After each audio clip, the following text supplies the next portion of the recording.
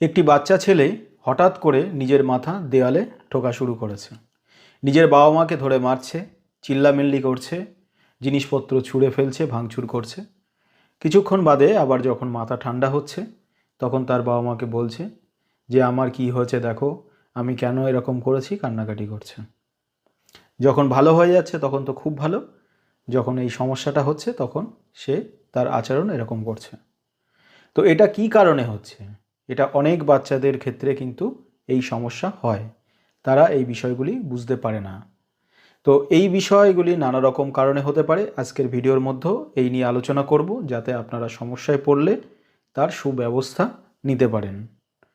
অনেক বাচ্চাদের হয়তো ব্রেনের সমস্যা থাকতে পারে, তাদের অ্যাবনর্মাল ব্যাপারটা কিন্তু সবসময় ধারাবাহিক একটা তার আচরণ বদলে যায়।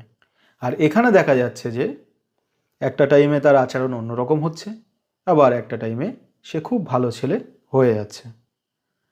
তাহলে সেক্ষেত্রে কয়েকটি কারণে এরকম হতে পারে।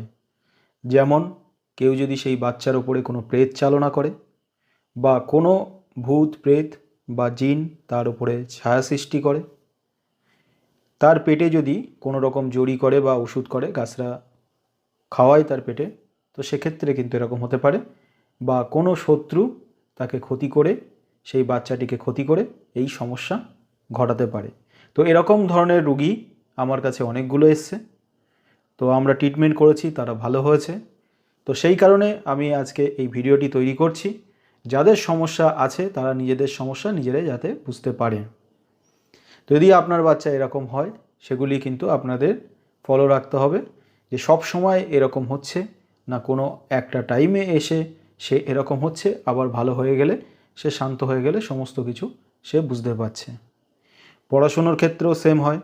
আপনার বাচ্চা পড়াশুনোয় খুব ভালো, হঠাৎ করে দেখা যাবে যে পড়াশুনো করছে না, তার পড়াশুনো মনে থাকছে না বা কিছু বুঝতে পারছে না।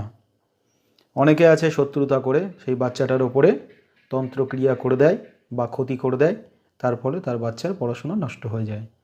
বা কোনো নজর লাগা বা হাওয়া বাতাস লাগা থেকেও এই সমস্যাগুলি ঘটতে থাকে। তো সেটা কাটালে কিন্তু সম্পূর্ণ ঠিক হয়ে যায়। তবে আমি যে পরিস্থিতিটা বলছি, এক্ষেত্রে যদি তার উপরে ভূত প্রেতের ছায়া থাকে, সেই দৃষ্টিটা থাকলেই সে অনেক সময় মাথা গরম হয়ে বলবে আমি মরে যাব, বাঁচব না, বা আত্মহত্যা করার চেষ্টা করতেও পারে। তো সেক্ষেত্রে বুঝবেন 100% তার উপরে অশুভ শক্তি আছে বা দৃষ্টি আছে, তার প্রতিকার নিলেই সে ঠিক হবে। উগ্র হয়ে যাচ্ছে, মাথা চট করে গরম হয়ে যাচ্ছে, পেটের নাভির চারপাশে ব্যথা করছে,